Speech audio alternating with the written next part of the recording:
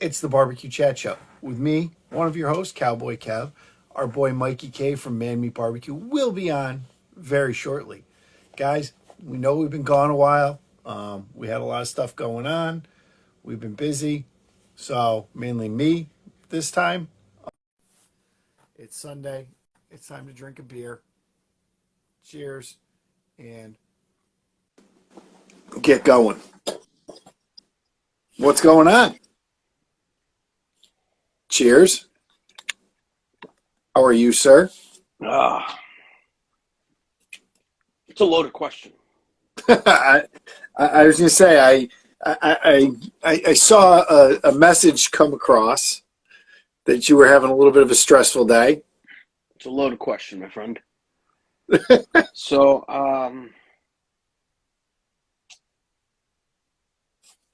apparently,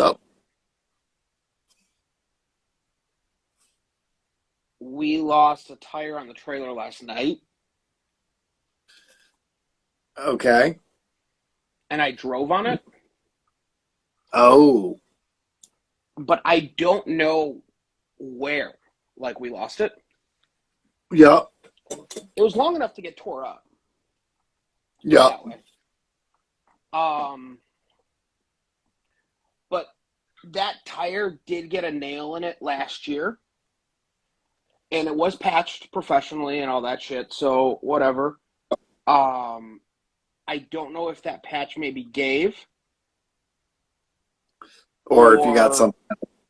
Or if something, we were at a brewery last night where they're going on. What's up, Polish Q? Their parking lot can be sketchy sometimes, and getting out last night was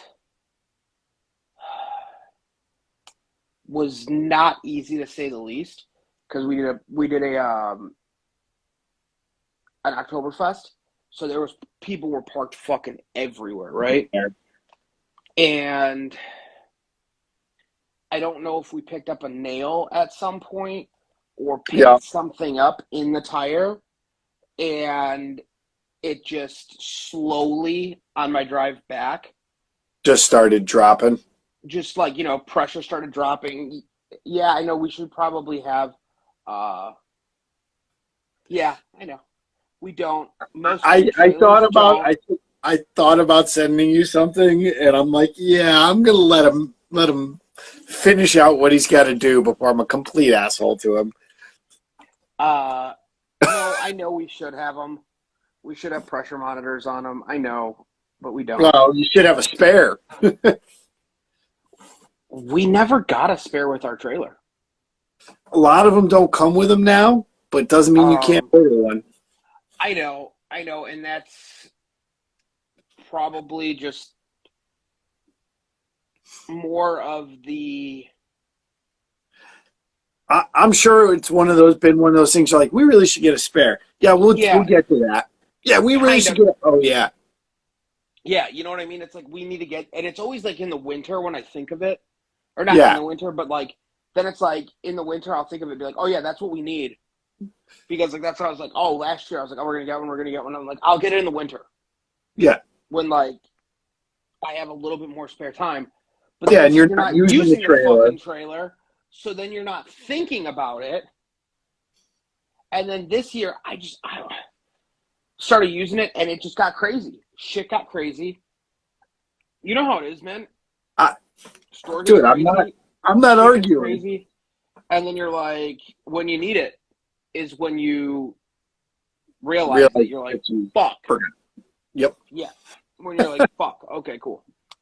The other thing is there's nowhere for me to really mount a spare in my trailer. No, that I'm sure you either have to put it kind of on the front by the tongue. Yeah. Or you throw it in the bed of the truck when you're heading to an event. Yeah. But that's the thing. It's there's nowhere to comfortably mount it, which I think makes it even more out of sight, out of mind. Yeah. Because not even you see a mount somewhere sitting there waiting for it. Exactly. Or an empty, just a rim. You know what I mean? Where it's oh, there's So Yep. tomorrow we'll be going to get a new tire. Good. We flipped a pop-up style Buy today, the which was spare great. while you're there. Buy a spare while you're there. Yeah, that's part of the plan. But Just you know, check. but it's just it was just fucking Well, so how did the pop-up go at least? not bad. I mean, we were only realistically, like, we were supposed to start at noon. We pulled in at like 12:05. But with everything, Still had to pull in and set up. yeah, we still had to pull in and set up. But like with everything like that happened, Yeah. That's really not bad. we weren't super late. Yeah. We were late, but we were fashionably okay late type thing. Hey, you were lead singer late. We were fashionably late. But otherwise, And I know you know exactly what I mean with that. I do. But it is what it is. Hey, like I said, You I still don't know. got there and got the job done. Exactly. And it was better that it was like today and not like next Saturday. Like, we have a big fucking Oktoberfest next Saturday. So Yeah. it's like, great. Did almost hit a cop car last night, which was fun. I mainly blame them.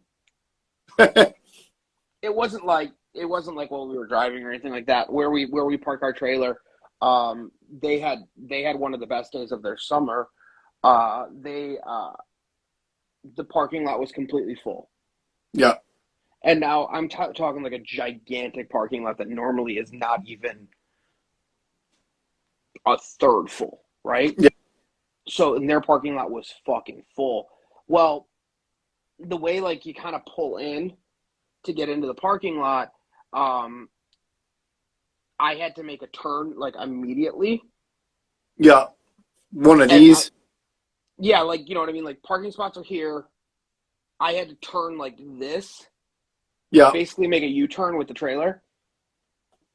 And there was a cop car parked right where like I needed to go. And Big it's E like, Barbecue says it was crazy there. oh, yeah. So Big E was there. Big E was Cool. was serving food there yesterday. I'm assuming you guys sold out. We sold out at Riverlands. It wasn't quite as crazy as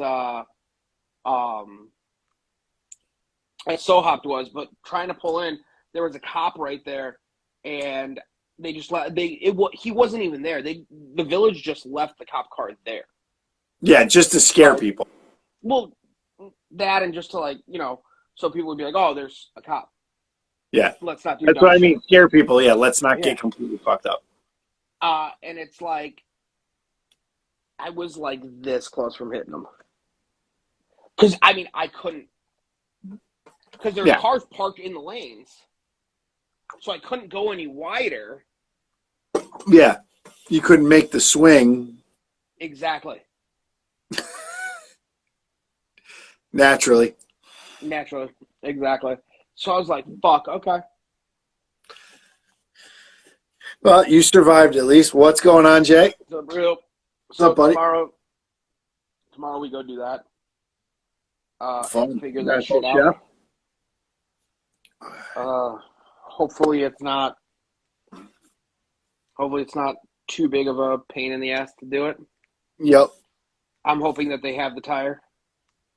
Yeah. I'm hoping they have another tire and rim. Well, I can always order it when I'm there. Yeah. You know what I mean? And if I need to pick it up in 4 days, or it comes in on Monday or whatever, Yeah. No, I know. So. Thank you, Uptown.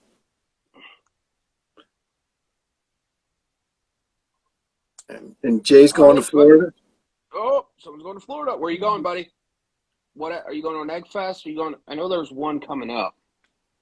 Not the one in November. There's another one. So there was just it wasn't an egg fest, but a big, I call it a big green egg gathering. The Snake River Farms one that Buddha was at? And No, the one that Captain Ron was at C-Max. Oh, okay, because I was going to say there was... Snake River Farms had theirs. Yeah. Then there was the Live Fire one with Al Fragoni and Darkside and a bunch of those guys. Yeah. And then C-Mac had Captain Ron up in Massachusetts, up at a big thing he did.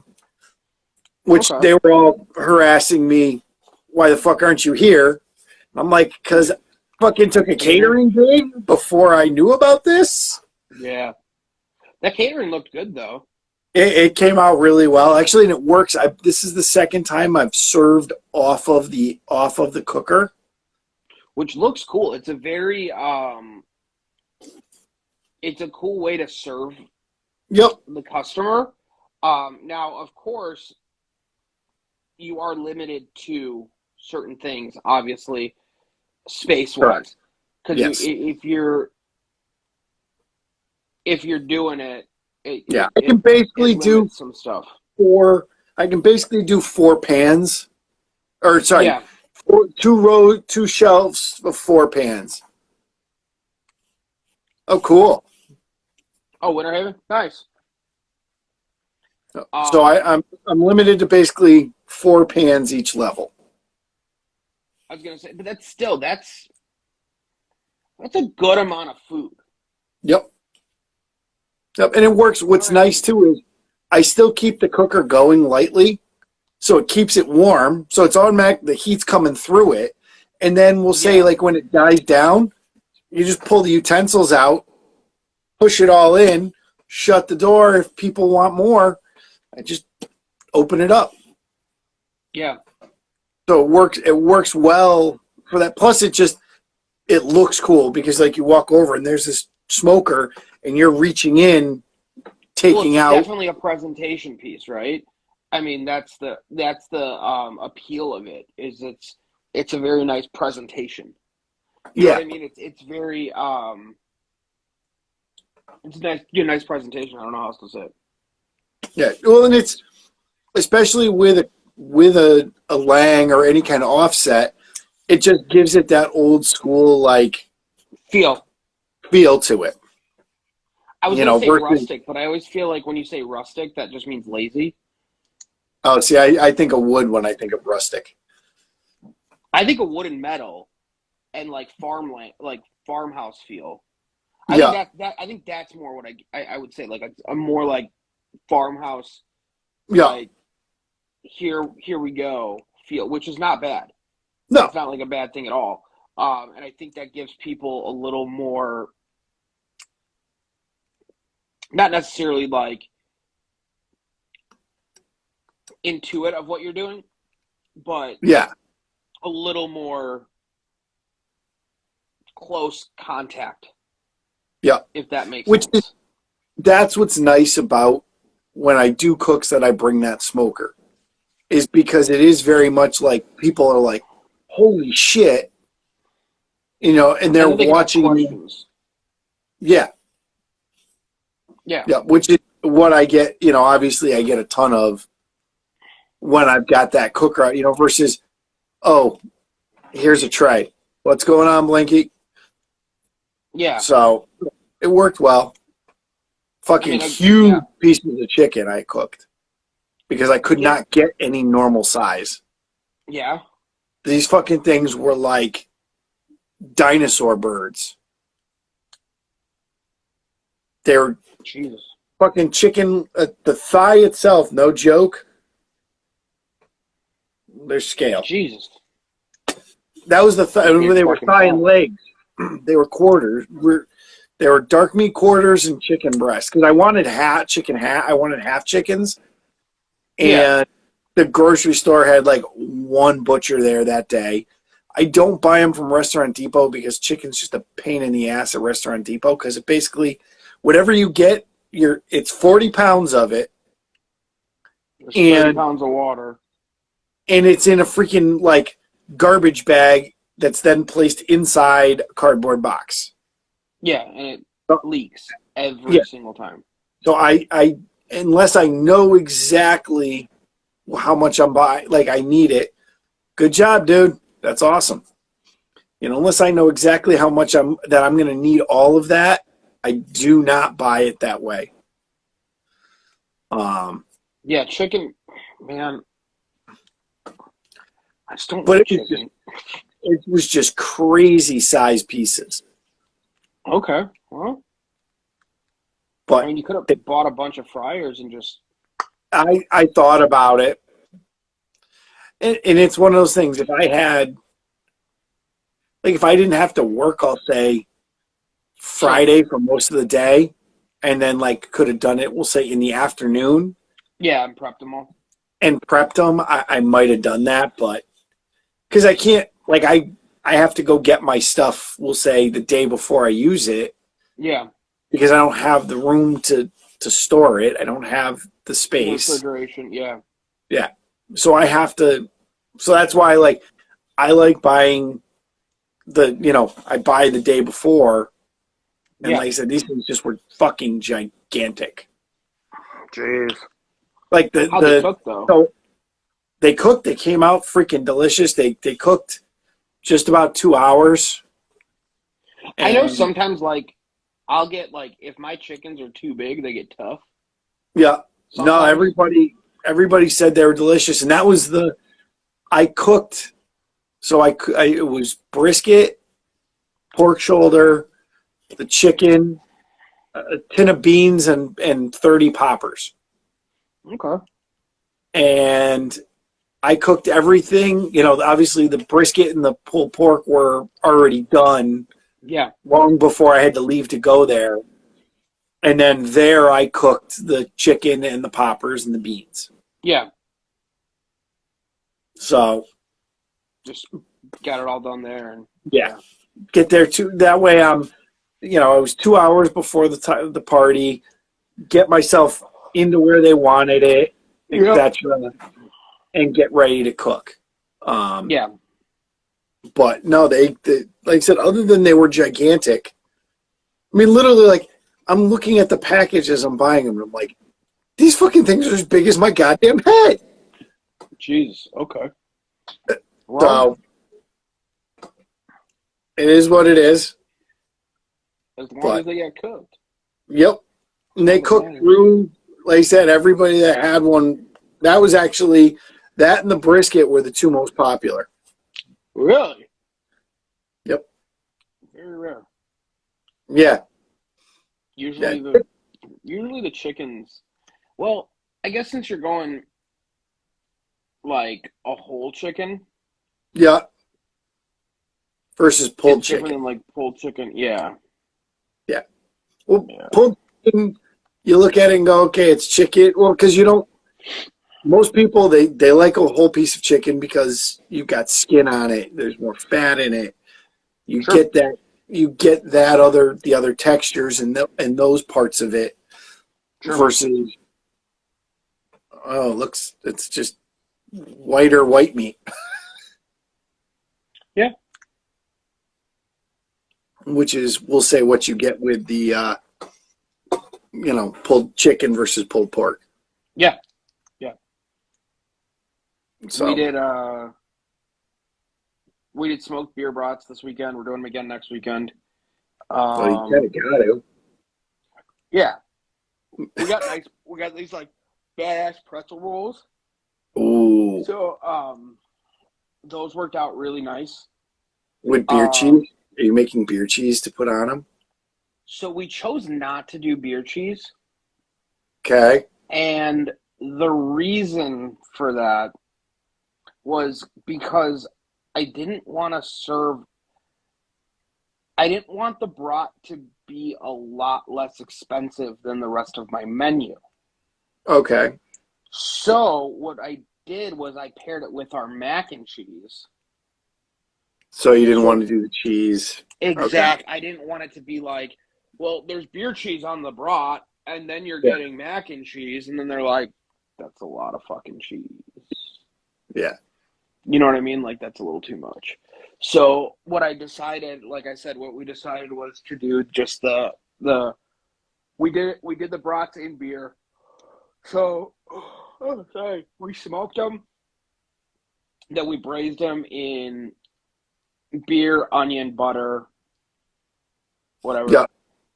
And then the onion, we served it with the onions on top, and then a really nice stone ground mustard, Nice. so that it gave a little bit more texture to the top. You know what I mean? And it worked out really, really well. Like I said, I would say the only thing that I would maybe like to change was to try to figure out if we could make the pretzel buns warm. But the only issue with that is pretzel buns, if they stay too warm for too long, start to get fucking rock hard. Yeah. So it's like a... Yeah. So I almost wonder if it'd be worth it to, if you've got another, I'll say, spot in your, on your chafing setup, like even if you took them, like we'll say when the cover's on top of your stuff just leave them sitting on top to steaming. So then, that's kind of what I was thinking of doing, is steaming them, but like it's a pretzel, so I also don't want it to get too, like, you know, like when you get a pretzel wet. Yeah, it gets like chewy, gets, but not chewy. Exactly. So it's a weird texture. That's why I'm thinking if you just put them on top of the covers. Yeah. So just the radiant heat comes up through and just warms them up a little. Well, so what I was doing was I was storing them on top of our hot box. Okay. Which is basically the same concept of idea, but they weren't getting as warm as I would like them to be. Yeah. So I'm trying to figure out, like, if there's some kind of middle ground for next week. Well, I mean, people liked it. People were like, dude, it's fantastic no matter what. But that's my only, like, tweak that I would like to do. Do you have enough juice with your generator to have just one of those, like, I'll call it at-home panini presses, and then just have it flipped up and have it set on like just to make a little griddle, and then just throw it down when needed? Cut it, throw it down, and then 30 seconds. We'll say, well, you get your covers off to get your stuff. I don't own a little panini. That's the other. I don't own one of those, so that would be. That's what I would have to figure out. Fuck. I don't know. It's a project for this week, for this lovely or week even, that we're doing. Even if you don't have that, even if you had just an open spot on your steam tray. I don't have any open spots on my steam tray. Okay. That I don't have, which sucks. You know what I mean? Because then I would say just either throw them in that. Yeah. Just keep 2 at a time. I'll call 3 at a time in it. Yeah. So that way they're not overdoing it, and then just swap them out. Shit, like yesterday, I was getting people coming up getting 3, 4 at a time. What about putting them inside your actual hot box? Like having an empty tray in there, and just keeping. Yeah, I was just worried that they were going to dry out. That was put a pan underneath them with some water in it, or like put them. If you've got them on a sheet pan, put like a cookie rack. Yeah, I could do that. Hold them up and put just a little bit of water. Yeah. Or really screw with people. Put beer in and call them beer steamed pretzel rolls. Oh my god, dude! So we were keeping the beer brats inside my inside the hot box, right? Yeah. In just in the beer, in everything, just like how it got braised, right? And every time you opened that hot box to get one, it was like Steam blast. Yeah, like smack in the face of beer. So here's what you do. Do you got a wire rack that you can put in and put it in, leave enough room Yeah, between I could do that. Yeah, the beer brats, and put them up, don't put a ton in, but put them that's not above a bad that. idea. Yeah. And then that's going to keep them a little bit of moisture in it. Yeah, that might work. And again, now you're beer steaming them, which Yeah. I'm sure it's not going to actually do anything, but it sounds cool. Yeah, It sounds cool. No, yeah, I could definitely actually that could work. See why you're That could friends work. with me? That I could come work. up with some interesting ideas. Yeah, I think that could work. We'll see. We'll figure it out. But yeah, I mean, it was like I said, they worked really well, and like, you know, going against the beer cheese because we thought about I thought about doing beer cheese because I was also gonna do pretzel bites with beer cheese, but I went against that because I was like, how much can you charge for pretzel bites? Probably $12-13 with You good think beer you could cheese. really? I was thinking like $8. Auntie Anne's is like $8 at the That is mall. That is true. And I'm not saying they're not fucking delicious Yeah. because they're buttery and all that shit, but Auntie Anne's are like $8. Yeah, that is true. So I'm saying, and you're getting microwave cheese there. Oh yeah, it comes in a bag. Just Yeah. And then you really mess with them because it's smoked beer cheese because you fucking throw it in the smoker. yeah, of course, yeah. Well, that's what we were gonna do, and then I was like, yeah, fuck it. We're just gonna do it this way. Yeah. What's going on, SoCal? The other Cali boy, I'm sure will be on here in probably. And he's still got about a half hour. Yeah, he's almost fashionably late. But you know, like we looked at it, and I was like, okay, well, I don't want to do the beer cheese on top of the brat because we're gonna do it with mac and cheese. We're gonna do it with a mac and cheese. We started for $12. I thought that was fair. You're getting a really nice pretzel roll. Yeah, like, pretzel rolls are fucking like they're expensive. I want to say they were $1.25 almost a roll. Yeah. Yeah. Fucking yeah, they're not cheap. They're not cheap. Plus, you're using, I'm sure, a good brat. Oh, we're using a killer brat.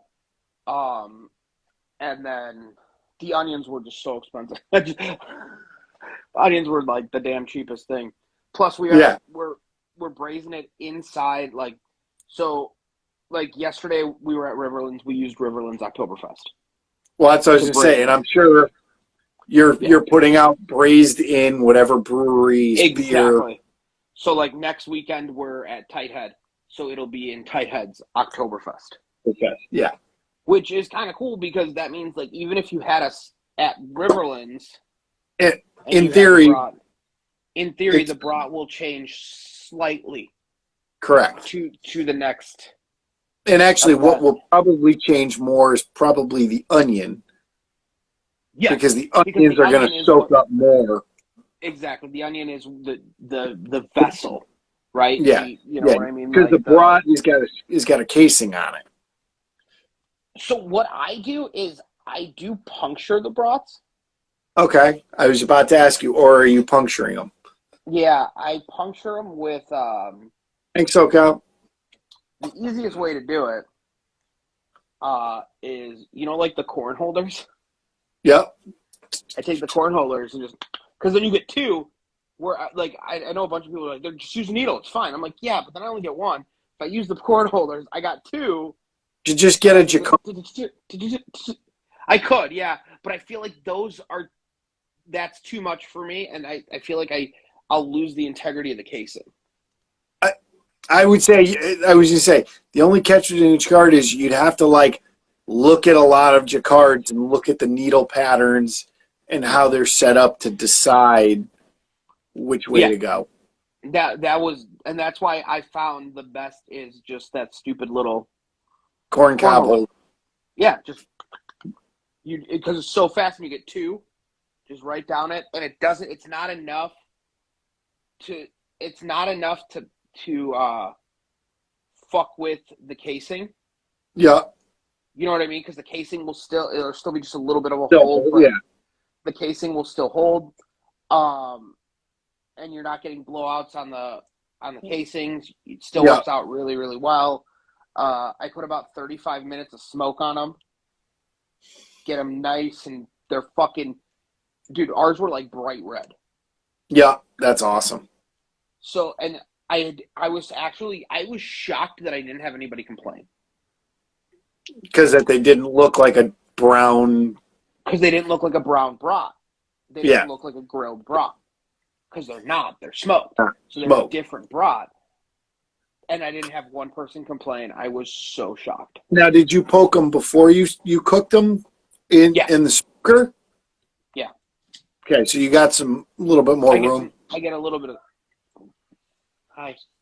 I love Amanda's just like, hi, Amber. Yeah, you got a new... Can you take Ashley with you? Ashley, go. I like her 80s hair going on. Dude, she cut her own hair at school. You've reached that point. Hold on, wait. I need picture later. It's picture day on Friday. Or it was. She cut her own hair. She had like blue marker all over her face when she came home. Or when we picked her up from school. She didn't take the bus home that day. We asked her if that was before or after pictures. She said, I don't know. So, either these pictures are going to be golden.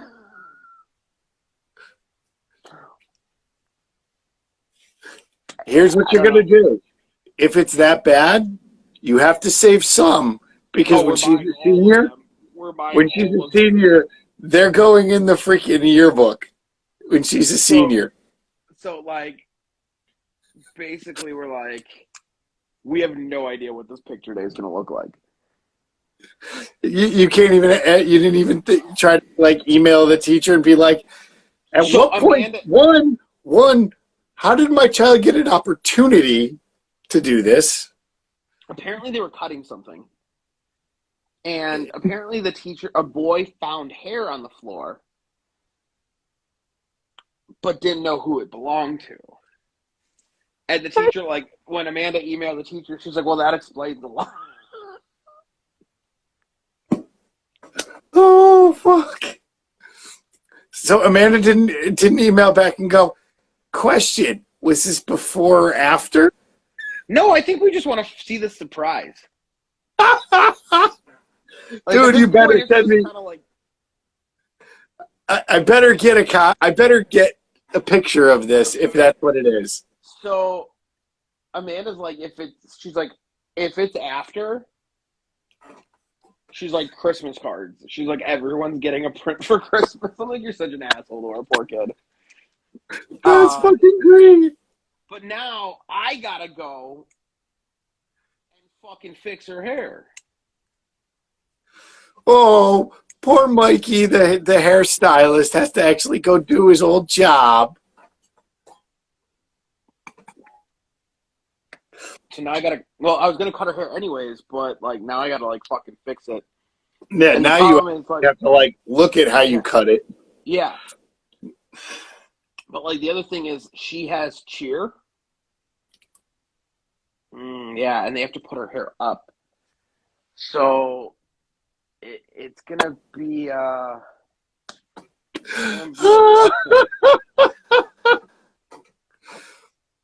oh God, I can't wait to see this. Yeah. It's gonna be awesome. That's funny. It's gonna be awesome. Like I said, when she came in, I'm like, wow, that's some 80s hair going on. I was like, poof. Yeah. Dude, she literally, like, her hair is very Nikki Sixx.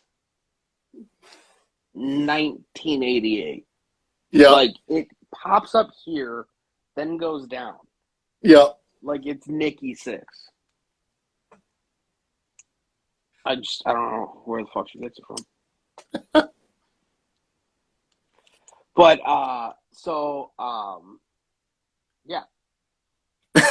So that's my last couple days of life.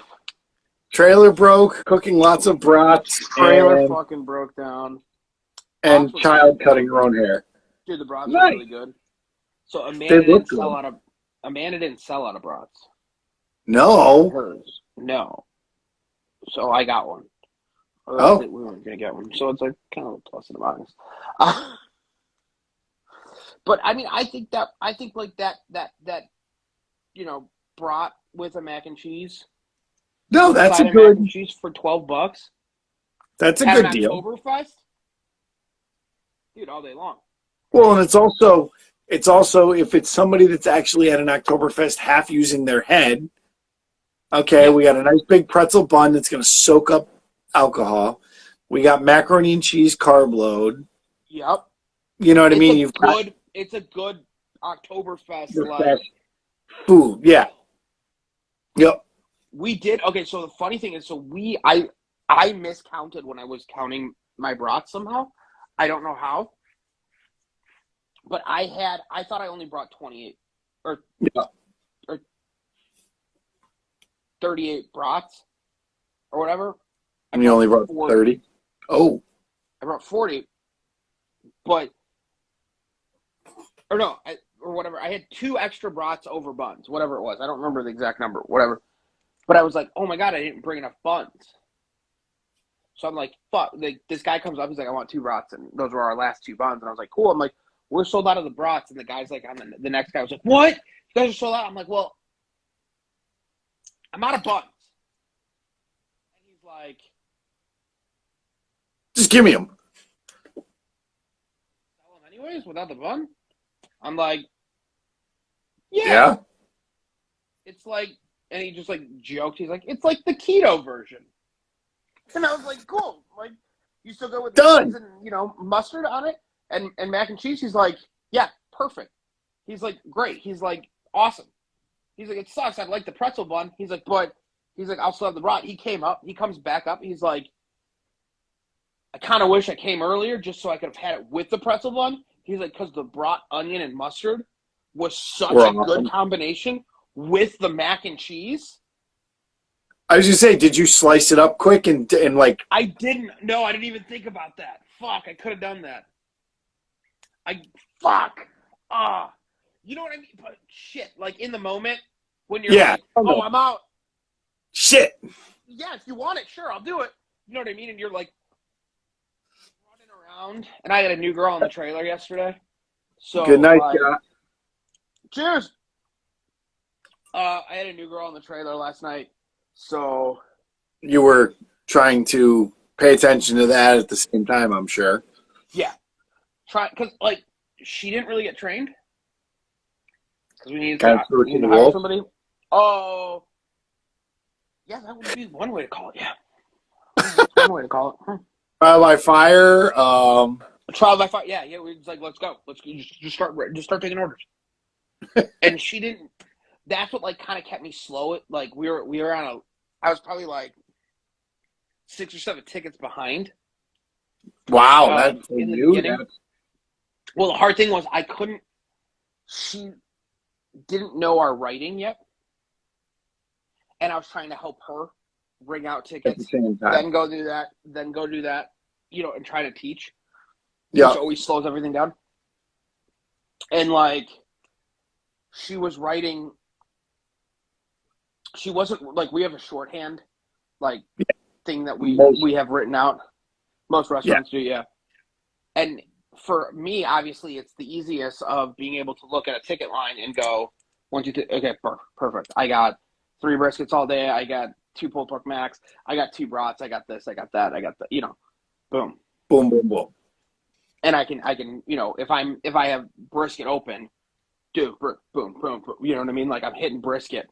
I'll hit 3 briskets in in one go, and their 3 orders are going out the window instead of like whatever. But it was like she was writing kind of weird and whatever, and it wasn't her fault. Just she didn't know. And by the end, she was fucking cranking. She was like, Good. she was hitting like the right number or the right things and whatever. And she had a little bit of trouble with the POS system, which, I mean, we use Square. It's a very simple POS system, but it was just, it was. But if you're not used to using it, it's still. Well, the other thing is, like, she's not used to where everything is on the dashboard, Correct. right? Yeah. Where it's like, okay, well, I know platter's here. I know this is here. I know that's here. Like, you know, like, I can move quickly because I know where the buttons are. But if it's your first time, you have to look through the buttons and be like, okay, it's here. Where's that? Oh, it's right here. Yeah. You know, but she did really well. We had a good night. We fucking did good. Like I said, we did good, and I'm gonna segue this really nicely. Watch. We had a good night. I got a weird email from William Sonoma last night, and looked at knives. Well, slightly maybe intoxicated. Nice. You never know. Didn't buy anything. No. Thought about it. Thought about it. Still thinking about it. So I'm toying between 2 of their chef's knives. Okay. It's the blonde handle series. I haven't seen that. I know they're pretty. I just don't know which handle I want. Oh, they have different handle shapes? They have 2 different handle shapes. And I know for sure I like one of them. But you might like the other one. I might like the other one, and I like the steel on the other one. Yeah. Oh, they use 2 different steels on it? So they use 2 different steels because one's their classic, which is like their baseline model, which is not a bad, their classic baseline, not a bad model. I use most of their classic stuff because I really like the handle on the classic. And like, to me, like, you know, we've talked about this, the handle of a knife is almost fucking as important as the blades. Correct. Because you can have the sharpest blade in the world. If the handle doesn't feel good in your hand, you're not going to cut. Yeah. Or you're not going to ever use it. Yeah. Yeah, you know what I mean? You're never going to pick that fucking knife up. So that was the only thing that stopped me from purchasing last night. Yeah. I think if I was in the store. And you could put your hand on it. And I put both, like, there would have been, a decision would have been made. You know what I mean? Yeah. But I don't know. So, and that's, as Mike said, our segue into knives. So our topic for this week, for however much we decide to talk about it, is knives. Because, one, if you're in the barbecue and or food world on Instagram at all, and you post anything that has tags about food or barbecue or steak or anything like that, you're gonna get inundated. What would you say? Once a month to once every 2 months, with a pile of people trying to sell you knives, especially Damascus knives, because in their mind, Damascus is supposed to cut better, but it doesn't. Well, it can. So Damascus, it's kind of a bastardized term right now. Correct. It's almost getting thrown around like Wagyu. Yes. Which, Buddha, I know you just went to Snake River Farms, and I'm sorry, but I'm going to say it. Snake River Farms got their hand caught in the cookie jar at the beginning of all this shit. Now, they were able to really kind of finagle and jump around and whatever and get out of it. But, yes. Like I said, there's no rating for Wagyu in the United States. Correct. There's no sanction stationary third party. USDA does not grade Wagyu. Wagyu. So anytime you see Wagyu on a package, It's take it marketing. with a grain of salt. Take it with a grain of salt, though. Yep. You don't know how much Wagyu is inside there. Now, obviously, if it's a ribeye or whatever, and it's a full piece of meat, they're not shoving it in there. But I'm talking about like Costco does their fucking Wagyu, all grass-fed Wagyu burgers. A lot of that contradicts itself. Yeah. Like, yep. A lot of that information contradicts itself. Yeah. It's just not. You're not necessarily buying what you think you're buying. And that's the problem with a lot of these Damascus ones. So Damascus is a layering of different steels in order. And really what makes Damascus is the patterns that come on the metal after they etch it. So they dip it in an etch, and it etches the metals at different rates. Correct. Do you get a look to it? Now, yes, you can have, as you said, you can have better knives and stuff if they were to, say, fold it over a different metal and have a stronger metal in the center. But if it's Damascus, like a high carbon or yeah, it depends on what they're making it out of. Is it a stainless steel? Is it a surgical grade steel? Is it cobalt? Is it there's a lot of. We're not going to get into all the different types of. No, I'm not going to get into all metals because there's so many. There's so many, and there's different ones for different jobs. Sure. The two main ones we'll talk about is your stainless steels. Sure. And your carbon steels, we'll say your non-stainless.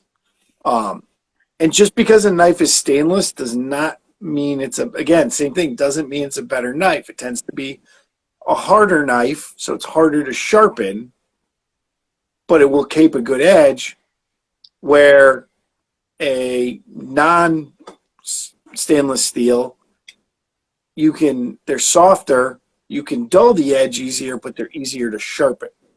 You also, the Rockwell scale is a little important in that kind of stuff, and what the knife kind of can perform at. Now, it also comes down to the edge that you put on your knife. Correct. Are you looking for, a German blade, which tends to be heavier? They also tend not to they don't go to as fine of a tip. Correct, which holds up better. You don't have to sharpen it as often. Right. It's not theory. It's not as sharp, right? It doesn't start as sharp, but it also doesn't dull out as fast. Like, there's so many weird things, right? Yeah. And then you fall into your Japanese style, and I kind of break it down in what's the job for my knife. If I'm looking for a cleaver, when you get beer, keep going. Okay. If I'm looking for a cleaver, probably German. Heavier steel. I know I'm gonna be fucking pounding shit in a sense, right? Yep. So cleavers, I tend to like heavier. Now, for a knife that I'm going to be doing a lot of knife work with, I tend to like lighter blades. There you go. It's a like light, and it's a what? Henkels. German. Yep. Cleavers, German. Not bad. So it depends on the blade and what it's going to be doing. Metamicers are nice. Yeah. I've looked at those. It depends on what the blade's going to be fucking doing. Yep. I like my shuns. I like the Japanese style blade on it. I like the way it cuts. I like the way it feels. See, most of all mine are more German styled knives. I like heavier. That's such a preference. Yes. And that's one thing, and we've talked about it before, and we said it before. Regardless of what the blade is, put it in your hand, because how it feels. Dude, if you don't like the way it feels, that's like, would you buy a car that you don't like the way it drives? Correct. Oh, no, I wouldn't. Okay, would you buy a pair of shoes that don't, like, you put a pair of shoes on and you're like, well, I really like the way they look. Like, the style of them is really cool, but they're super uncomfortable. Yeah. How often? You may buy that shoe. Don't get me wrong. You may buy that shoe. But how often will they come out of the closet? Correct. Once a year. Cool. That's not why I'm looking for a knife. So, like, funny thing is, and I think this may have been what made me think of this topic of knives, is I'm in one of the local groups, Facebook groups, right? And a lady posted, she's like, I'm looking for a good quality knife. Or good quality knives. Yeah. Everyone's giving, like, their opinion on what's a good quality knife. Then there's me.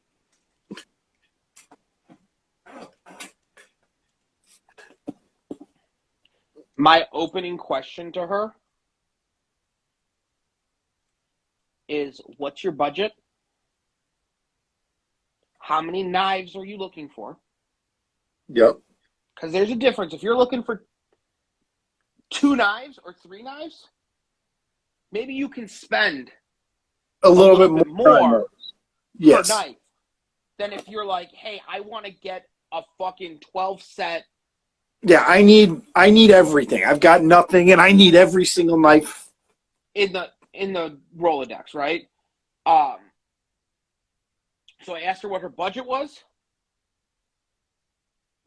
how many knives she was looking to spend, and did she prefer German or Japanese blades?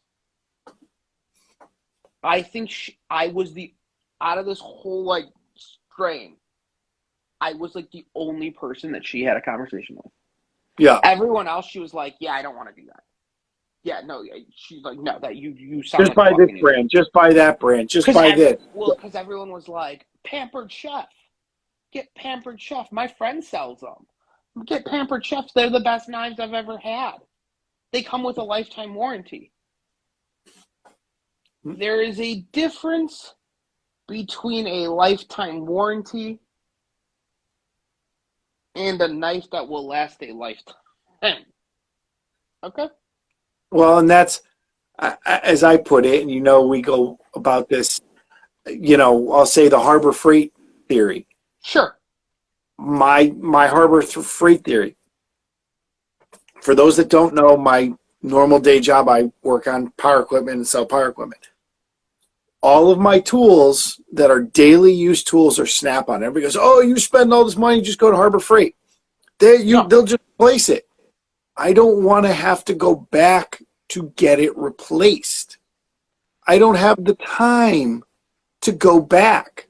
I don't want it to break in the first place. Yeah. Mike, I understand what you're saying by most knives are mass produced. You are correct that most knives can be mass produced, especially when you're at a level of knife making where you're doing the volume that a lot of these companies are doing. But there's still differences. A Mercedes is also mass produced, but it doesn't drive like a Kia. Yep. Correct? And I mean, they'll both get you where you want to go. Yeah. But which one do you are mass produced? party Nikes are mass produced. but somehow my Adidas lasts longer than my Nikes that fall apart. And believe me, motherfucker, I got a lot of pairs of shoes. Does.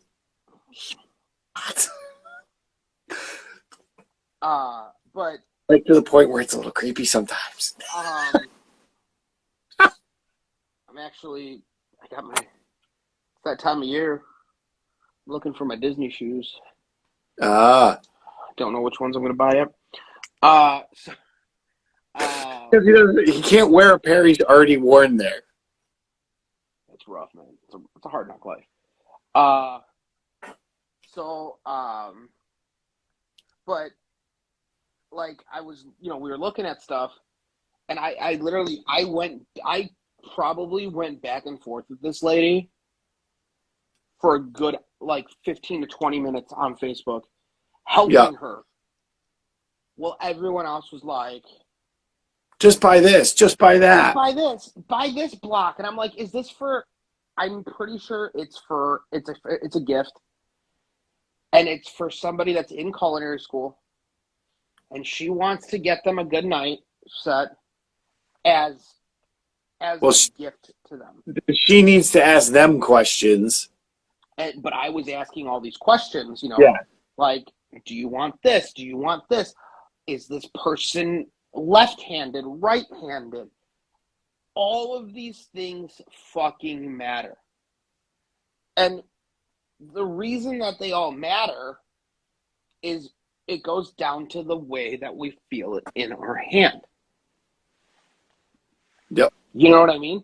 Like, if you don't like it, you're not going to use it. You're not going to use it. But here's the other problem and the things that people don't understand. If you're not going to use it, even if you're going to, you are more likely to get injured by it because it's uncomfortable. You're not going to be comfortable using it. Also, and that's when you're going to be paying attention to the knife in your hand, not to where your fingers are. Yeah. Well, the other thing that I always say is Cat Daddy, what's up? A sharp knife is 95% safer than a dull knife. Correct. A sharp knife goes where you tell it to go. A dull knife sends you to the emergency room. It's just the difference.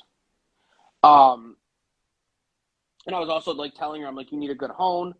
Well, and again, not only get a good hone, but depending on what kind of knife. Look, is this somebody that, they're going to spend time to maintain it? Sure. So again, going a more Japanese carbon steel style. Yeah. Where, and for people that don't know, most Japanese chefs, that is a blocked off time of their day that they sharpen their knives every day. Yeah. That's a huge thing. Yes, a wet towel under the cutting board. Or there's somebody that is sharp, Yeah, that's their job. That is true. It's much easier now with Work Sharp. They've done a really good job. I do own a Work Sharp. It's fantastic. So do I. What? So do I. You do too? Yeah. And now with the I don't know if you, I'm sure you've seen it. But for anyone who's never seen it, Worksharp has a bunch of belt systems too, where they will feed you through the grains, right? Yeah. The grit, so you could get if you have a knife that's just dull as fuck. Yeah, which can happen. You start here. You start there, and versus starting a knife that's maintained will almost never go back to that grip. You know what I mean?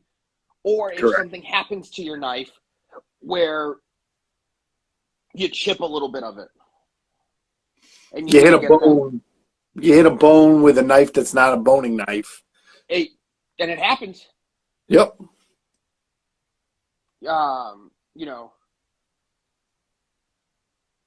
So, you know what I mean? And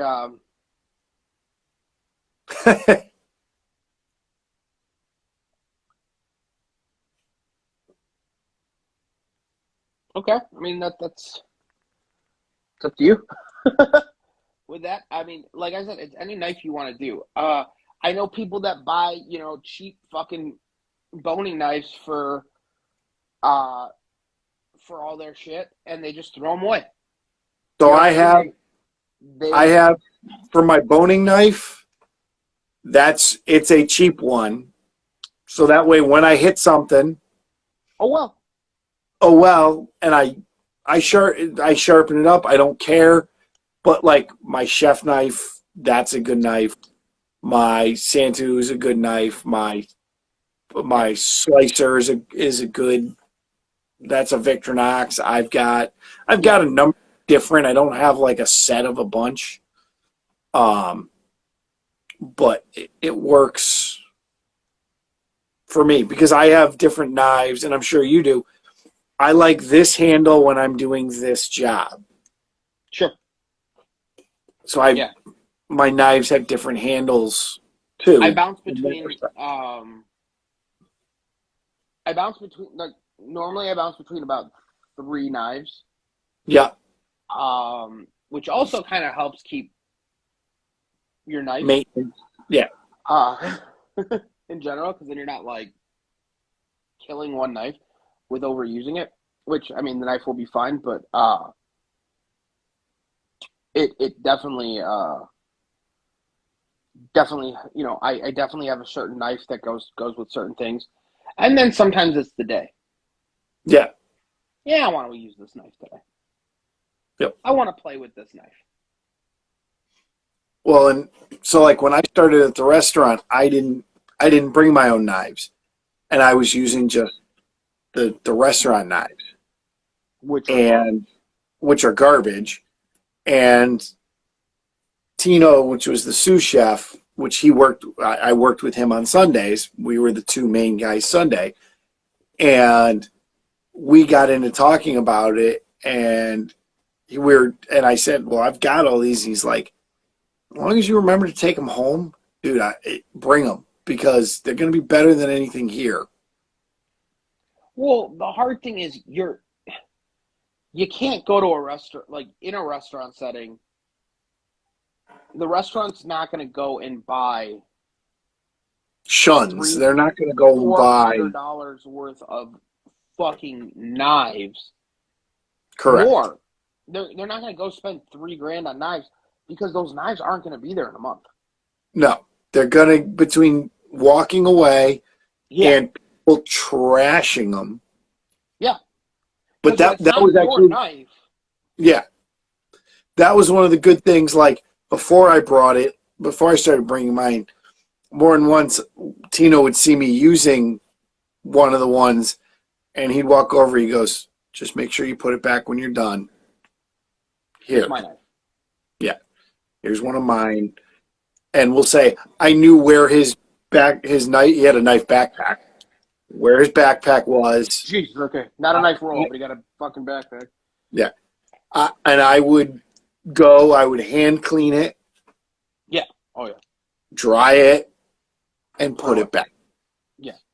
Like, I have a shun slicer that I fucking absolutely love.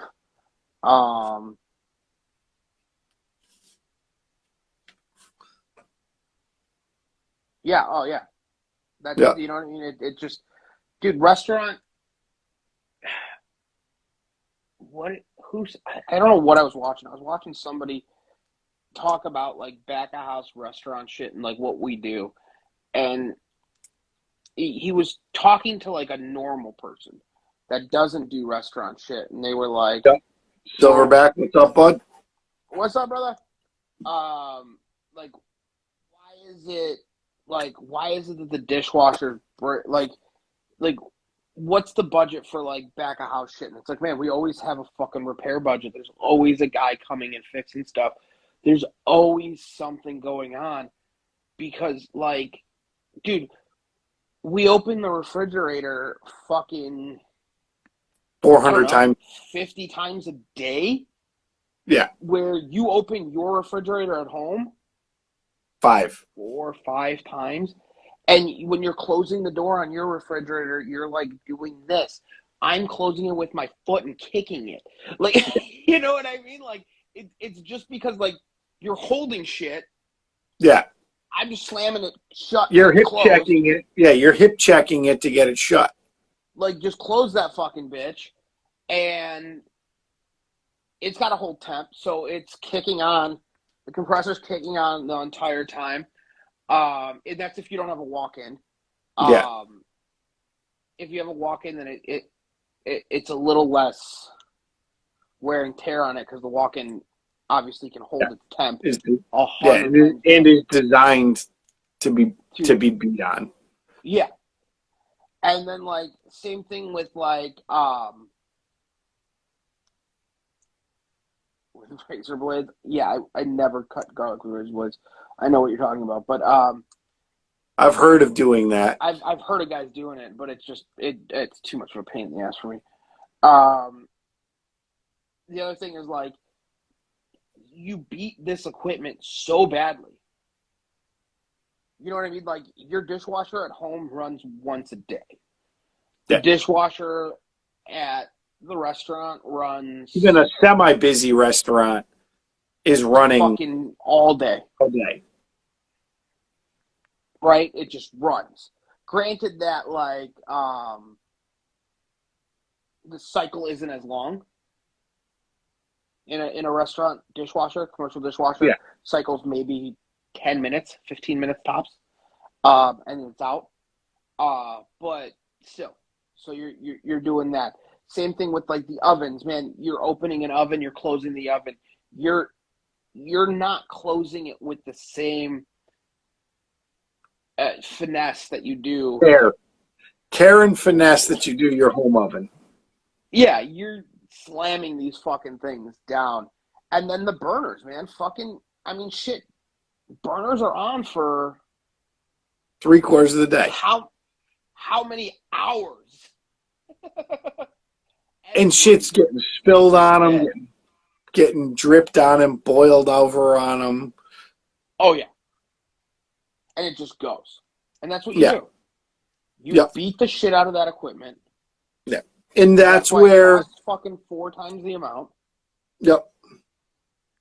But that's where, again, it goes back to, like, something like a knife. If it's something you're using every day, day in and day out. Yeah. Having one that is going to be comfortable is going to make that day better. The pellet grill door just stays shut because we leave it in the corner and we never open it.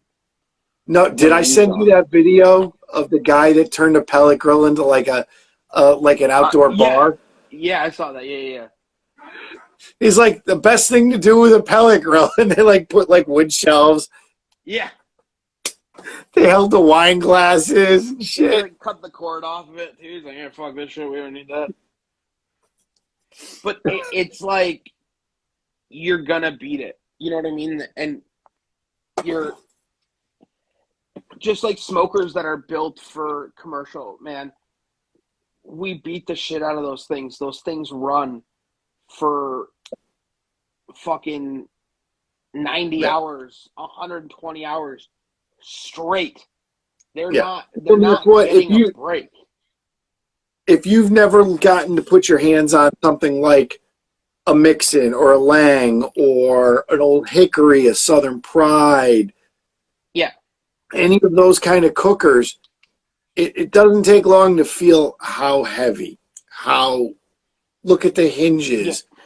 Like, I mean, and I spent, like,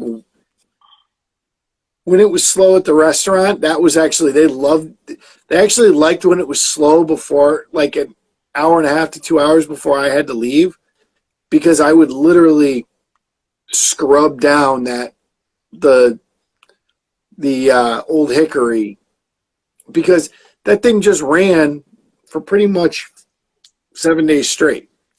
Yeah. So it gets beat. And and I don't care what kind of gaskets you have on it. I don't care what these things, they're gonna get burned up. Yeah. You're gonna burn them up. They're not meant to hold, like, I understand it's rated to 600, 700 degrees, but they take a beating. But when you're at 250, 275 for 7 days straight. Yep. You don't wax the pellet smoker? No, because ours actually cook correctly, so it burn off. Exactly. I don't want to light the outside. I want the fire inside my smoker, not outside. But yeah, everything's gonna take a beating in a restaurant. It's just gonna take a beating. Every grill takes a beating. Grill grates, the grates on your grill when you're cooking commercially, just fucking get eaten. Oh yeah, they get warped. They get warped. Yeah, they're gonna die. Yeah. If they're in your backyard, like if they're in the backyard, they're gonna last you fucking 5-6 years. Commercially, they're gonna break down in a backyard more because you didn't use it than of being overused, right? Yeah. Yeah. But you know what I'm saying? Like, if it lasts you 6 years in a backyard, right? Yeah. I would say 6 months in a restaurant. Yeah. I'm sorry. Do we need to do an intervention and get you a real cooker? We can help you. I know some people. Posted them to Marketplace and sold both immediately. There you go. Buy a real cooker. What kills me is for the price of two of them, you could have bought one good one. True. Lang. Could have bought one nice one. I will never fault somebody for buying a Lang. I like my Lang. They're good cookers. Nope. Very good cookers. And we'll say, and that's one of the things, like when people are like, when I do like what I did this past weekend. Yeah. And people like start looking at like the door being up. And like they start looking at the metal on the door and they're like, holy shit, is that thing heavy? And I'm like, yeah, it's fucking heavy. Yeah, it's steel. It's fucking heavy. Oh, so you just wanted gnaw past them, bought them purposely just to make a buck. So basically you just wanted to make somebody else cook shitty food. Well, you gotta do what you gotta do. But yeah, like, man, it all takes a beating. Yeah. All of our shit takes a beating. Like, our Cambros, they fucking take a beating. Yeah. And everyone knows that's what they're made. That's what they're there for. Yeah. We're gonna have to replace some of our hot boxes. Yeah. They're starting to go. Granted that we do use the the styrofoam ones. Handles are starting to fucking just rip off. I just bought another one because I know one of mine is getting ready to be tossed. Ours just get beat, you know what I mean? Like, fuck, dude. In, out, fucking going to town on them. And alligators are ornery because they got all them teeth and no toothbrush. Yeah. Exactly. But yeah, we're gonna replace some of them. Just as one of mine's not one of them, like I already took it out of my rotation. It's not holding heat almost anymore. And I don't know if the camera, one of the foam ones or one of the big or one of the roto molds. No, the big molds they're fucking. Oh, those things are tanks. That's why I was. Those things don't break. Yeah. But the other ones, The top's probably just not sealing anymore from getting pushed on and off. It could be. It could be that. And then it's also like, it feels like it's like not as tight anymore. Yeah. So I think it's loosened and it's just kind of releasing. I wish they would make them. I wish they would make them a half-inch bigger all the way around, so you could get your hands down. Because I use the ones that are the Damascus. Yeah, but my fucking mitts don't fit down their little slots that they have to like try to reach down and pull them up. I think the problem is they don't want the pan to move. Yeah. So they want it almost as tight as they can with the pan. But I mean, you don't get you made the foam bigger. If you made the foam bigger, then you would have room to make the wells deeper for your hands. I guess. So it still wouldn't move around because the other parts of it would hold it. Yeah, I get what you're saying. I don't mean make the inside bigger. I mean make the foam bigger so you can make the parts for your hands to go down a little bit bigger. Yeah, I get what you're saying. Okay, I get that. I can give that. But Mama said the dip I heat up is great. The other thing is they do have a little bit of give. So you kind of can push a little bit of give. I got fat hands. So all right, keep talking because I gotta go use facilities. Oh, Kev has to go whizzy winkle. I'm like you. I started drinking at 1 o'clock today. Yeah. I'm almost at having to pee again. But I was trying to hold it. But now that you talked about it, now the feeling's coming even stronger. So I'm probably going to be peeing in about a second. But yeah, knives. It does like I said, it doesn't matter what fucking knife you use as long as it's sharp, it's nice.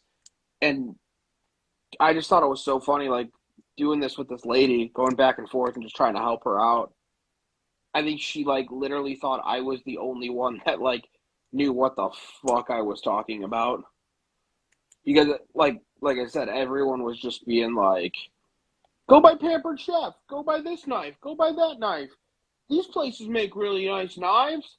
And it's like, dude, ask her some questions that actually matter. I don't have control of that.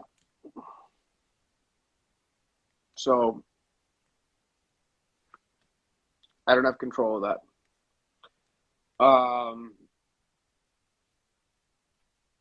We will have a very interesting topic next week. I know we still have some time today, or this week, but we'll have a very interesting topic next week. I can't wait to say that one. That one should be fun. Kev needs to get back here because I feel like I'm talking to myself. Because he doesn't have headphones in. Because Kev's headphones don't work with Instagram anymore. No, they don't. I'm not sure why. I think it's user error, but like he keeps. I wish it was. I wish it was. Then I at least feel better about it. I forgot my hat.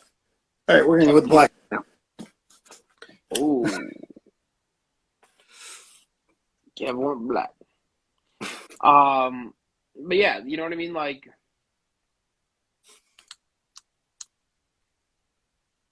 I lost my train of thought. No, my earbuds for some reason Instagram every time I turn it on to try to do it doesn't. I can record video on everything else. I can do everything else with the earbuds. As soon as I try to do anything, whether it's can you scroll through the feed? And I can hear everything when I do if I try. But as soon as I try to record anything with Instagram, nope. It turns them off. It'll still tell me connected, but it will not like that. The Bluetooth still connected, but it won't use them. It's Meta. So Zuck yeah, Meta doesn't like me. I might have found a new toy I want to buy. Oh no. It's it's a streaming box that supposedly will do Instagram. That will allow me to like use whatever camera, whatever mics, however I want to set up, and actually allow me to do controls. So like I could put up an overlay or have an intro with the logo. Which if you guys haven't seen the new logo, go check out our page. We do have a new logo. Which did we get the website yet?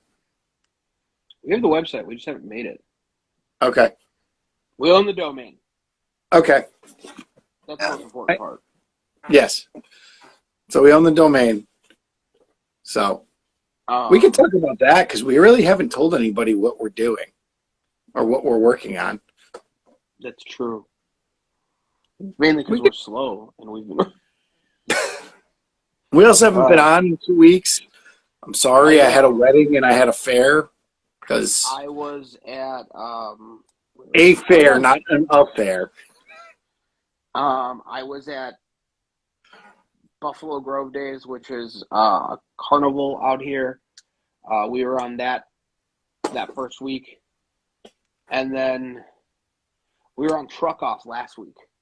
So Truck Off is like it's a food 10 truck men fest. enter, 1 man leave. 10 trucks enter, 1 truck leaves. Yeah, not exactly, but yeah, it's basically like it's like fucking two huge rows of food trucks. Yeah. And what are we doing? I don't know. Cat Daddy's trying to join. So it's basically like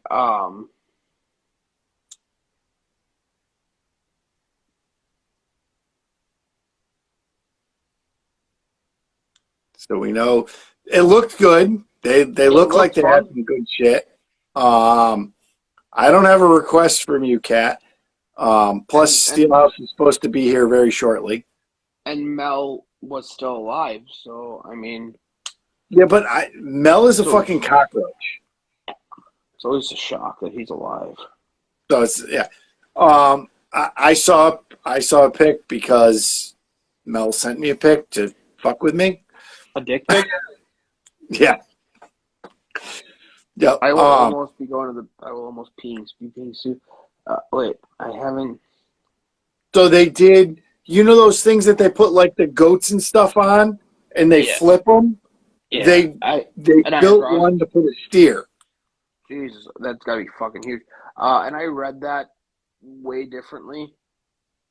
I read I haven't seen the finished steer yet. 500 pounds of nuts. That's what I read. Which is not what it says in any way, shape, or form. But that's how I read that. Today, so we did a pop-up style at this barbecue place. Or not, it's a barbecue supply store. It's not like an actual like a barbecue place. So we didn't serve our food inside of another restaurant. And he sells cutting boards. Very nice cutting boards. Not big enough for me, but very nice cutting boards. And it says... Remind me, we got to talk about that. It says board butter, right? For some odd reason, I read butter board. And I'm like, how small are the butter boards? And he's like, that's board butter, you dumb motherfucker. And he's like, but don't feel bad. He's like... Everybody says it. He's like, he's like, people say it all the time. Like, I don't know why. Like, in my head, like, I looked at it and I was like, butterboard? Because it sounds... I'm now going to ask about this. Because it sounds... It sounds more correct to say butterboard.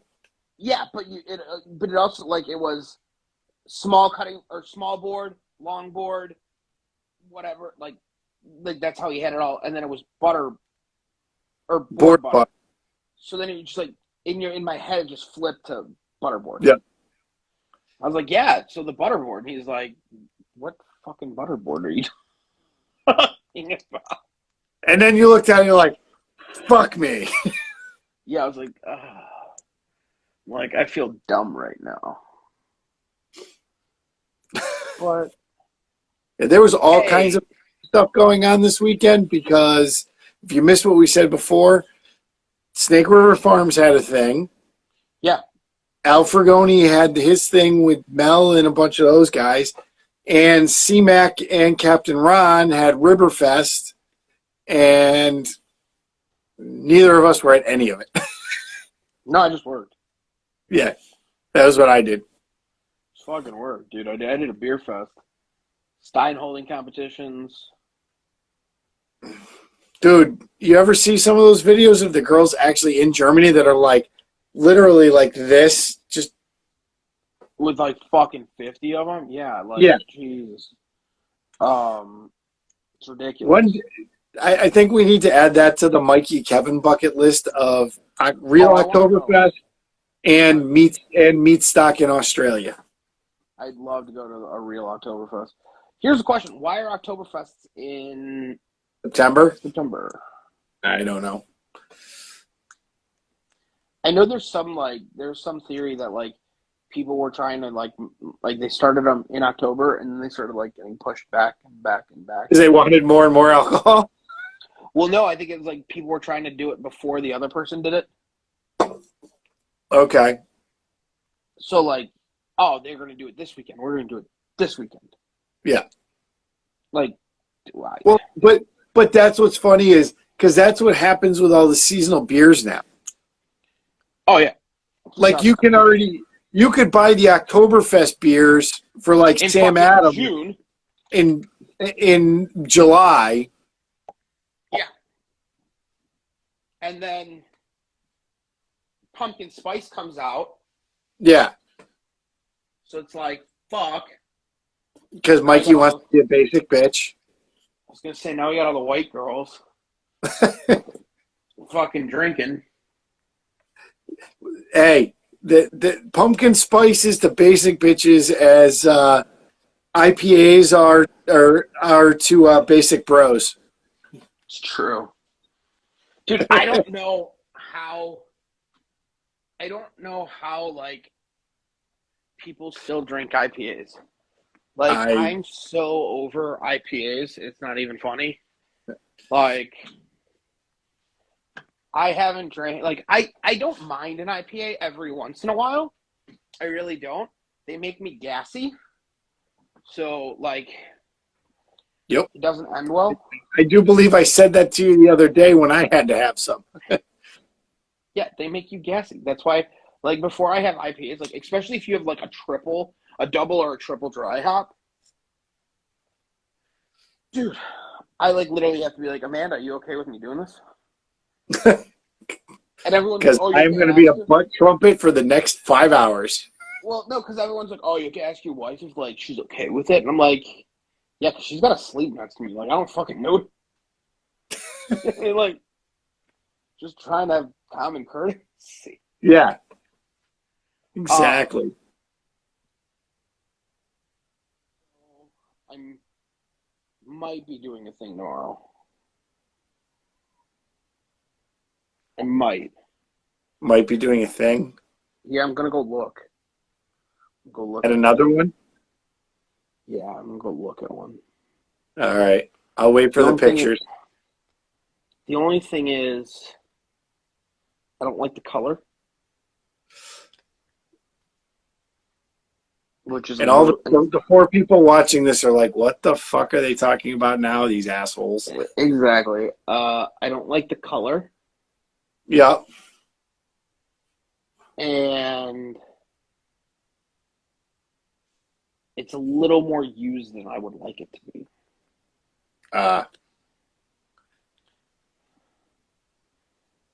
Those are my two issues with it. Now, I don't know if we could change the color. Wraps are wraps, bud. I know, but I don't know how much that would cost, and I don't know how much I want to spend on that. Yep. Because that's probably going to be, what, 2. Oh, gotta be. Around there, maybe 3. You should talk to Trumpo again because he did that whole RV that they bought. God, I can only imagine how much that thing was. But you know what I mean? We'll say, kind of done what you're talking about doing. Just he did it with a full RV. Yeah, for sure. I could talk to him. Yeah. But yeah, cool. I'm surprised Steelhouse isn't on here yet. I can't believe he's not. I messaged him earlier and he said yeah. So Wife killed him. probably. Finally did it. Yeah, probably. Finally did it. She's like, I'm sick of tri-tip.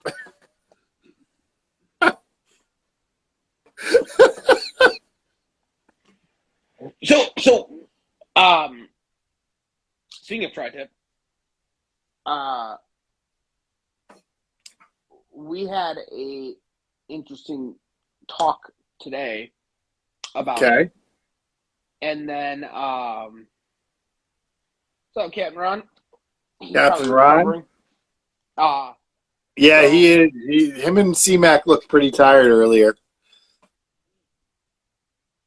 We had an interesting talk about how, like, different cuts get different names in different parts of the country and in different places in general. Yeah. And I watched this stupid TikTok on a guy that was like, I guess he owns a butcher shop, and he's like, this is a real life conversation that I had with a customer today. Yeah. And like, you know, he's like the both side type things. And like, he's like, you guys a new butcher shop? And he's like, well, no, we've been here for X amount of years. He's like, I really love, the art of butchery, like blah, blah, blah. And he's like, oh yeah, the guy's like, oh yeah, that's cool. I'm really into meat too. The guy's like, it's awesome, whatever. He's like, do you have what? What can I get you? Yeah, he's like, what can I get you? He's like, cases or whatever. He's like, yeah. Do you guys have picanha? And he's like, sirloin cap? Yeah, it's right there. Yeah. I'm looking for picanha. It's right there. It's right there. Oh, but no. No, okay. Do you guys have a buffet steak? Yeah, it's right there. No, buffet. I don't know if I'm saying it correctly, but it's the buffet steak. It's right there, my friend. Yeah. But it's not labeled buffet. Yes, no shit. Yeah. No. And he's like, the guy like asked him for like 3 or 4 different things, but he was just naming it, like he labeled it by the TikTok names. Yeah. Well, no, but like the butcher had like picanha was just labeled as sirloin cap, which is the exact same thing. You know what I mean? Or as Ron just said, coulette. Or a coulette. Like it just whatever. And the guy's like, I'm going to go to a different butcher shop. I don't know if you guys really know what you guys are doing here. And it's like, dude, just because it's not labeled, like, the cut that you're calling it doesn't mean it's not that cut. Yep. Now, I was telling... Sometimes you honestly can't find it because they don't make it, they don't put it in any of those names here. Or they don't have that cut. You know what I mean? Maybe they're not, not all butcher shops are whole butchery. Whole animal butchery. Some of them are just getting primals and cutting them down. And they might not get that particular primal because they might not sell enough of those. Yeah. Like I said, one of the butcher shops over here, he calls their tri-tips ranch roasts. They just fucking sell that way. Yeah. He's like, if I label it as tri-tip, he goes, it will not move. It doesn't move. Look at how many different pieces of meat you'll find labeled as London broil. There's a butcher shop over here that does tri-tip as London broil. That's their tri-tip. If you ask them for tri-tip, because the first time I went there, we were getting stuff, and I was like, oh, I didn't see tri-tip in the case. Do you guys have any? They're like, oh, yeah, we just label it as London broil. Oh, cool. I'll take two. And I'm just, like, the place I'm talking about, it's a very big meat case. They're a great butcher shop, really good butcher shop. But, like, the hard thing is, like, it you know, when you're going through and you're getting something here, you're getting something over here, eventually you start to like, oh, shit, I don't remember where it was, but I'm standing next to you. I'm going to ask you. You know where the fuck it is, so you can go get it, type thing. And I, just asked, and it was my first time there. It was fucking years and years and years ago.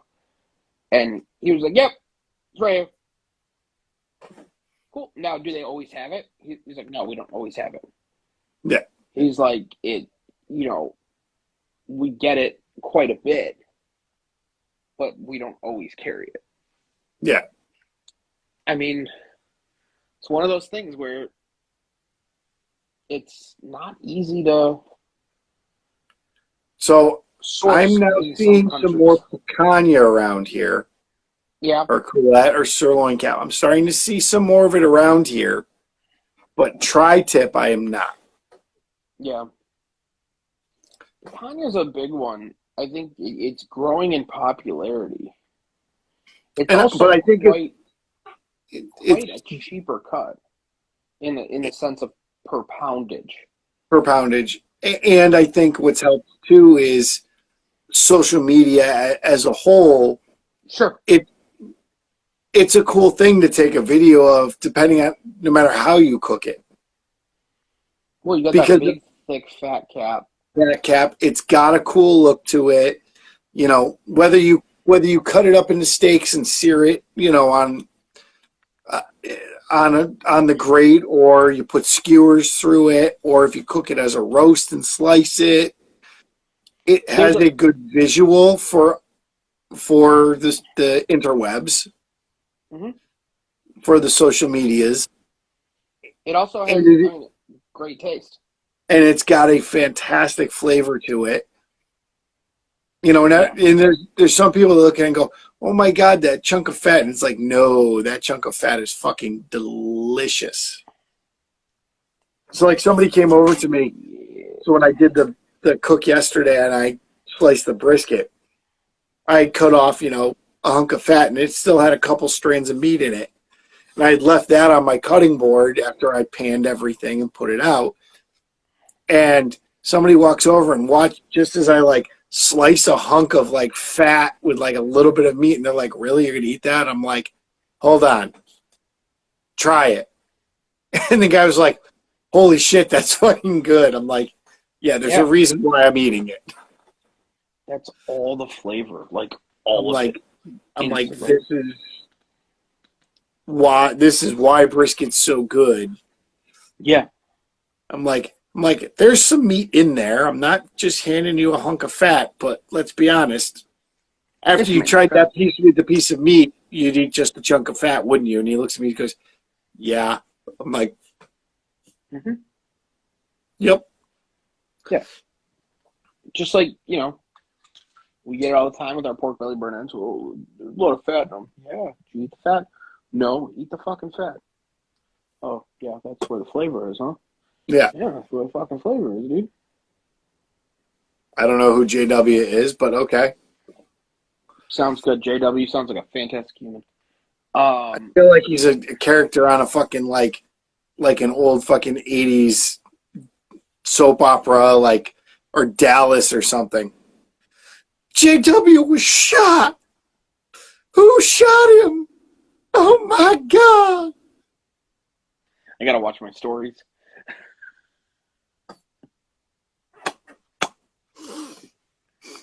You can't tell me that's not like a 90s mom thing right there.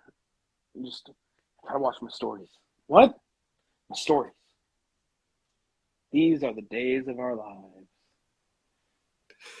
My friend used to be on one of those. Days of our lives? He was a soap opera actor. Dude, have you ever seen how they like fucking filmed that shit? I'm sure like since one of your buddies could have told you. But like they literally filmed like Oh no, it's like continuously and just keep going and but like in one day they did like 3 episodes. yeah. Like it's not like there's no it's not like a movie where it's like, okay, we're gonna take our time and make sure we get there. Yeah. They're like, motherfucker, go. Yeah. Yep.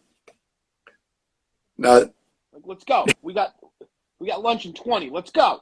Yeah. Where's the fluffer? Mikey, get here. Oh, I was never a good fluffer. Never worked that one that well. Couldn't get your hand around it? No, just wasn't good at it. Wasn't my calling in life. He tried his hardest though. He took it on the chin. Yep. Oh. So yeah. Also maybe getting a new phone at some point. So you're gonna leave? When's the new one come out? It's been shown, but when's it available? It's out. It's available. Oh, is it available? Pre-order. If for pre-order right now. My only issue is my phone's charging. My phone's not charging. My charging port broke. It used to be my phone ringer. That's kind of awesome. Dude, I've been with Apple for so fucking long. I know. I just got a bunch of calls on it. Trying to change shit is like, although I mean, I use almost all the Google shit. You know what I mean? Google Drive, Google this, Google. You know, we use fucking all that shit. But we won't use the product that'll make our uses of it easier. I mean, I did have a Chromebook for a while. Yeah. And then I can't edit photos on a Chromebook, so there's your issue, because a Chromebook cannot read raw files. Does not have the power. No, but that's not something a Chromebook was ever designed to do. No, absolutely, no. It's just not. It's like asking a tool to do something that it like. Yeah, it's like trying to take out a screw with a hammer. Yeah, you're like, it'll work. Hold on.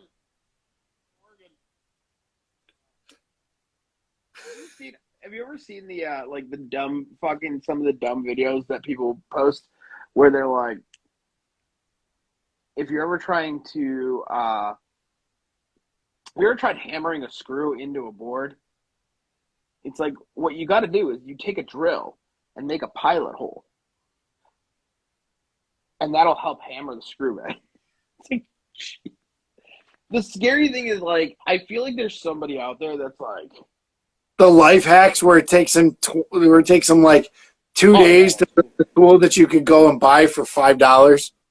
Yeah, here's a life hack. I'm gonna make this, and I was like, it cost me 30 cents to buy. Like, why are you making this? Like, what are you doing? It cost me 30 cents in a half hour versus whatever it took you to make that in the 4 hours it took you. Yeah, and then you still have to go do the fucking project with it. Yeah. I'm already done with the project that I purchased the tool for. Oh, Those are like the worst. I'm just like, really? Like, who does this? You should start looking for doing your like daily little videos on TikTok. I should, yeah. Like, why the fuck are you doing this? Just go buy the fucking tool. Amanda like made fun of me for Be a man. Cup one. For my cup one. Have you ever seen that guy that says "be a man"? The "be a man" guy. Yes. When he's like, if you have to lift something heavy, don't ask for help. Just throw your back out. Be a man. Don't bend at the knees. Be a man. Throw your back out. So, kind of recap. Where did we land? What are we landing on? We made it to the moon already. Fuck the metric system. We did it without it. What do we feel is the best knife? Dude, the best knife is whatever knife feels best in your hand. I can't tell you what the best knife is in general. I can give you recommendations of what brands I like and what brands I feel are good quality. But at that end, you need to go figure out your budget, your favorite knife, and that kind of stuff. I've played with Dahlstrongs. I have a Dahlstrong. Some of theirs have some weird handles. A buddy of mine had one that was this weird, funky handle.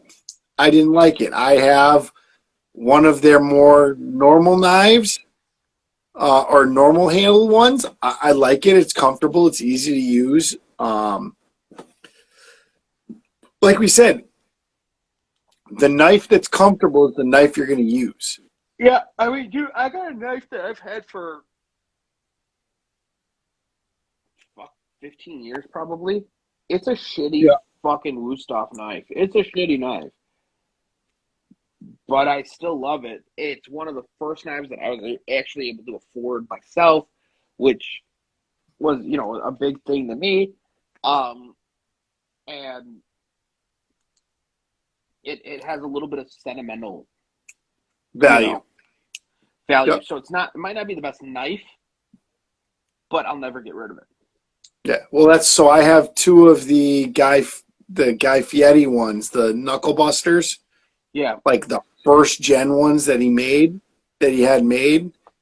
And I have the 8-inch Chef and the Santu. And I'll never get rid of them. They're the first real knives I ever had. They were given to me. They're actually comfortable. The balance is nice because actually what's cool is the handle curves. Well, it's actually got on the back, it's got like a thing for like crushing garlic, like to smash. So it's actually got a little bit of counterbalance on the back. Because of the weight. Yeah. Yeah. Hey, so that actually works really well. There's actually there's Rich White Peopleville up by me. And if you go to like the Goodwill, like, dude, they get rid of fucking high-end knives all the time because they don't fucking sharpen them. Some of those guys won't sharpen their knives. They'll just fucking go buy a new knife. Yeah. Well, I don't like the way it feels after it's sharpened. It's just the edge isn't the same. Yeah, it fucking is. You're just an idiot. Because you didn't fucking hone your knife. That's a big thing. You didn't fucking hone your knife. And honing is not sharpening, people. Honing is not sharpening. Honing, what it does is your edge should be like this, right? Eventually, as you cut, your edge goes like this and kind of it's not as bad, but just for you know. Well, it gets wobbly. Yeah, but your edge kind of goes like that, and then when you start honing it, the hairs of the knife go back, right? Correct. You kind of clean off a little bit of those hairs, and that helps push that knife into a nice slice again of a knife. Correct. And then, so honing should be done before use every single time. And if you've got your own knife roll and if you don't have a honing steel in it, go buy one. Whether it's a steel, whether it's a ceramic, I don't care. I prefer steel over ceramic. Yeah. I feel like plastic ones are better than wood's the best, but plastic ones are next. I like end grain wood cutting boards. Yes. Now I understand that there are some people that will only use plastic because of sanitation. It's harder to clean a wood cutting board per se, but wood also has antibacterial properties. that you can kind of, that it's been shown, it's true and tested. And I know there's people, I know there's chefs out there, there's professional chefs that don't, they're like, I just don't trust it. And I get it. That's fine. You don't have to. Like, have you seen that one dude on TikTok? He's I think it's like Chef's Critiques. No, I don't think I've seen him. I'll have to look. He critiques like normal people's like cooking, and like it's so funny because there's times where he's like, "Oh my god, this is fucking horrible." Like he gets tagged in a lot of like the fucking like pasta ones where they don't cook the fucking pasta noodle first, and like one dish pasta thing. Put the pasta noodles in, then put your garlic on it, put your sauce on it, put 3 gallons of water and shove it in the oven and see what the fuck happens. Like, and he's like, he's like, can you not cook the pasta noodle? Do you not know how? Like, do you not have time? Like, I hate that kind of shit. I don't know what your feel is like, but if you don't cook a pasta noodle before you use it, you never season that pasta noodle. Correct. You need salt, water to cook a pasta. Yep. Exactly. Oh, so today after our pop-up, we were done, whatever, we're driving back, and Amanda's like, I'm hungry. I'm like, so am I. Speaking of pasta, you went to Olive Garden? No. We drive by a Steak and Shake, and like there's like no Steak and Shakes by us anymore. And we're like, fuck, let's go. We were both like starving, and you know when you're like at that starving point where it's like, what sounds good? Everything. What do you want? The menu? Yeah, whatever I fucking pass. Yep. You know what I mean? Like fucking everything that I pass sounds fantastic. Like Burger King sounds fantastic. Like that's how hungry I was. So I'm like, oh, can you eat the asshole out of a dead horse? Yeah. I was like, let's just fucking go to Steak and Shake. From time of order to getting the order, it was 32 minutes.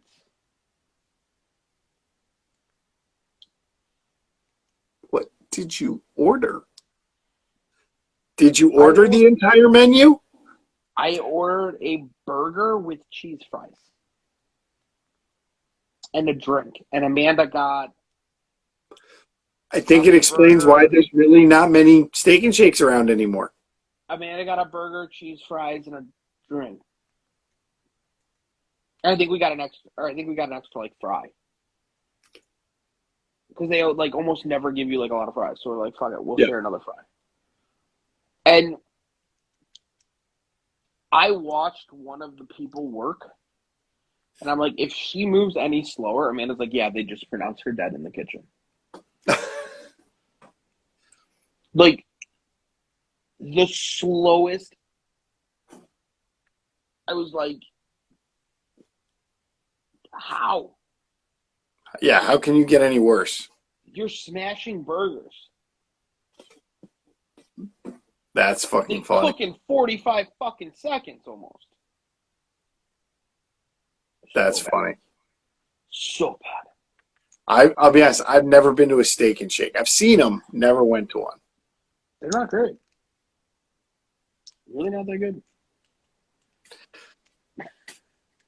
I just wish they'd make an In-N-Out burger on the East Coast.